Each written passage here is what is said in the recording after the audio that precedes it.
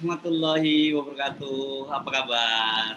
Kembali berjumpa dengan saya, Hirsunu Arif dari Forum News Network. Dalam hitungan hari atau tepatnya 15 hari ke depan, Habib Bahar bin Smith akan segera kembali menghirup udara bebas. Majelis Hakim Pengadilan Negeri Kelas 1A Bandung, Jawa Barat dalam sidang yang digelar hari ini, Selasa 16 Agustus 2022 memvonis Habib Bahar bin Smith 6 bulan 15 hari penjara. Hakim tanpa mempertimbangkan unsur berikutnya, maka dakwaan terhadap ini harus merupakan tidak terbukti. Alhamdulillah, Allahu Akbar, tidak terbukti.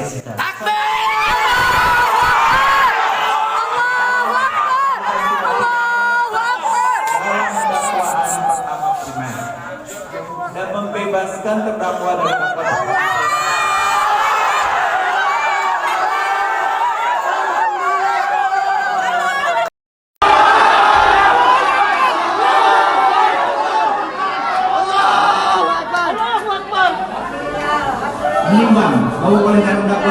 Dengan vonis tersebut, berdasarkan hitungan masa tahanan yang sudah dijalaninya, Habib Bahar itu akan segera bebas. Esok hari ini genap 6 bulan karena sempat dibantar sebulan. Jadi sisa 15 hari lagi untuk siap-siap beberes. Itu kata kuasa hukum Bahar bin Smith, salah satu kuasa hukumnya Aziz Januar. Tidak lama setelah hakim membacakan vonisnya, Habib Bahar langsung mencium bendera merah putih yang berada di ujung panggung sebelah kanan majelis hakim.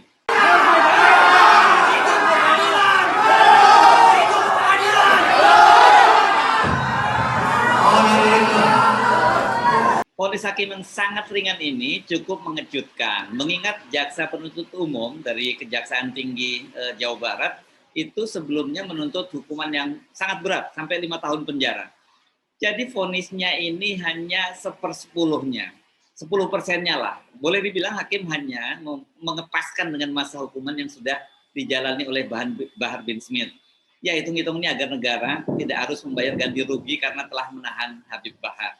Mendengar vonis hakim, kuasa hukum Habib Bahar, Ikhwan Tuan Kota, menyatakan tidak akan mengajukan banding. Sebaliknya, jaksa penuntut umum menyatakan banding.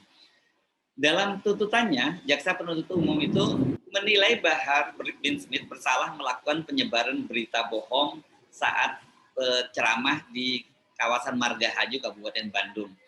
Bahar bin Smith dianggap melanggar pasal 14 ayat 1 Undang-Undang Nomor 1 tahun 1946, junto pasal 55 KUH Pidana. Ini pasal ini kelihatannya jadi andalan para jaksa ini, di mana-mana selalu paketnya pasal ini yang digunakan, termasuk dalam kasus misalnya Habib Rizik Syihab juga ya, atau yang lain juga. Kasus yang menjerat Bahar bin Smith ini bermula saat dirinya menyampaikan ceramah di hadapan ribuan jemaah yang menghadiri perayaan Maulid Nabi Muhammad SAW di Kabupaten Bandung, Jawa Barat, itu pada bulan Desember tahun 2021. Dalam ceramahnya, Habib Bahar pada waktu itu membahas soal Nabi Muhammad dan juga kaitannya dengan Maulid Nabi. Namun di tengah ceramah, Habib Bahar menyinggung peristiwa penembakan 6 orang Laskar Front Pembela Islam di kilometer 50. Habib Bahar dalam ceramahnya menyatakan bahwa sebelum tewas, para Laskar itu disiksa. Sangat sadis lah, saya nggak ingin mengulang lagi apa yang disampaikan ini. Ceramah Habib Bahar ini kemudian diunggah di akun YouTube salah seorang jemaahnya.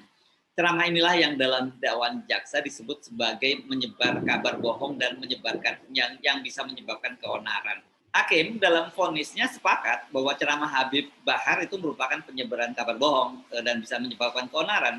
Namun ternyata hakim tidak sepakat dengan tuntutan jaksa penuntut umum yang sangat berat, 5 tahun penjara.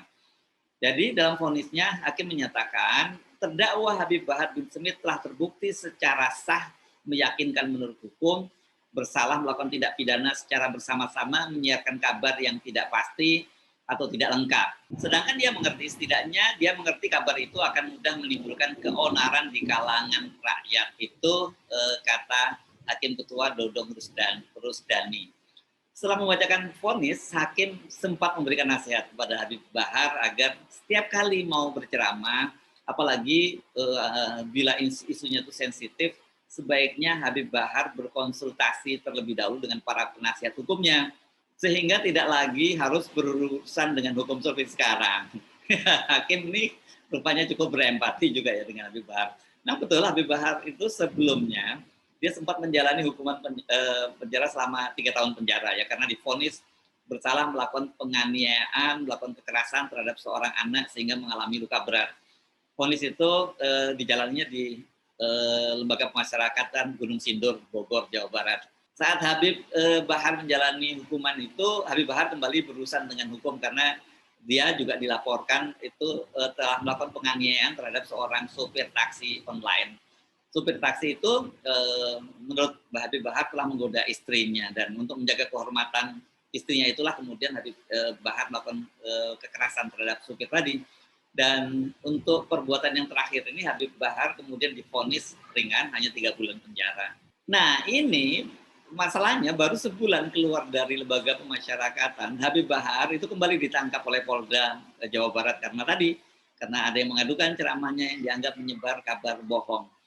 Namun bagi para pendukung Habib Bahar, kasus terakhir ini sebenarnya lebih dianggap sebagai upaya mencari-cari kesalahan dari Habib Bahar lah, upaya dari rezim itu mencari kesalahannya ya. Anda ingat juga pada waktu itu Habib Bahar sempat juga terlibat perdebatan keras dengan waktu itu Danrem Bogor ya, dan video-videonya juga sangat viral pada waktu itu. Vonis hakim yang sangat ringan ini disambut gegap gempita oleh pendukungnya. Mereka tak sabar menunggu Habib Bahar untuk segera bebas. Habib Bahar bebas! Ada coba perjuangan!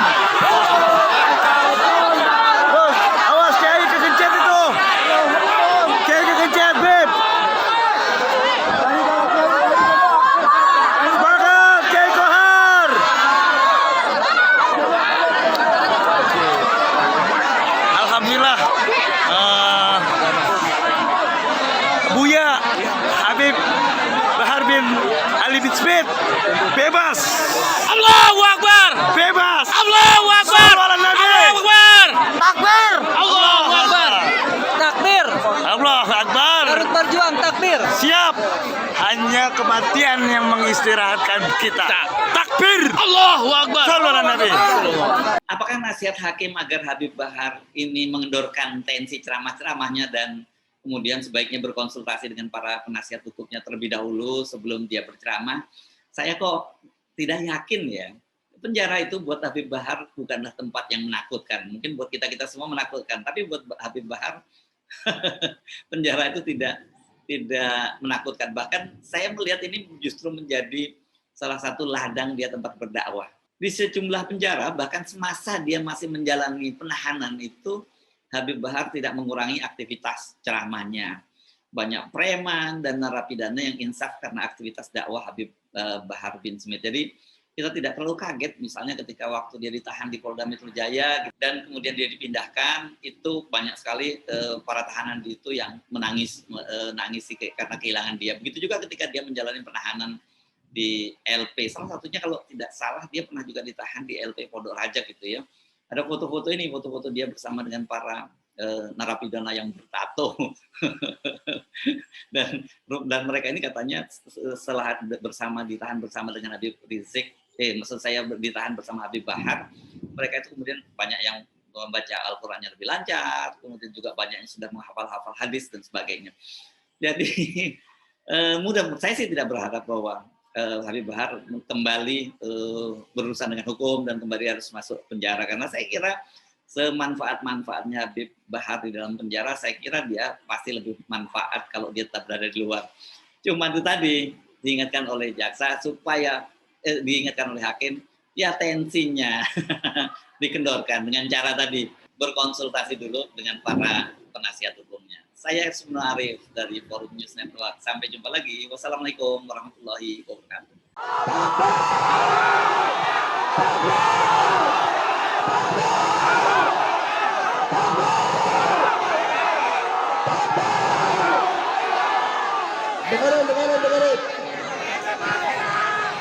Dengarin semuanya, dengarin semuanya.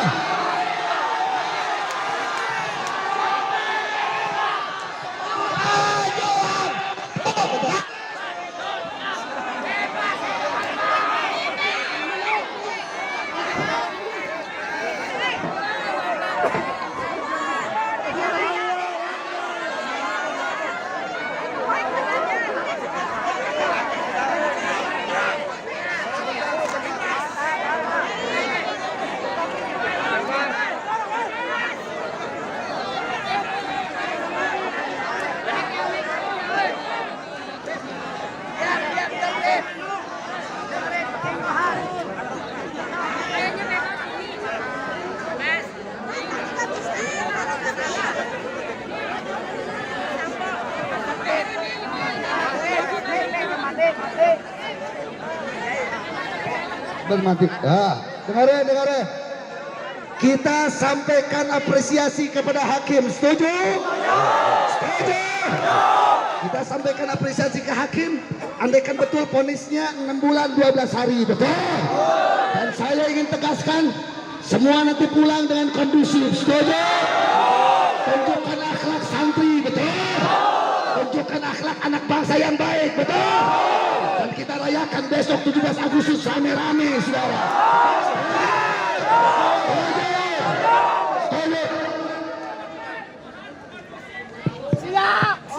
Sudah. Jadi ingat, kalau ponisnya 6 bulan 12 hari, dipotong masa tahanan berarti bebas, saudara. Kita sampaikan apresiasi kepada hakim, takbir. Kita sampaikan terima kasih kepada hakim.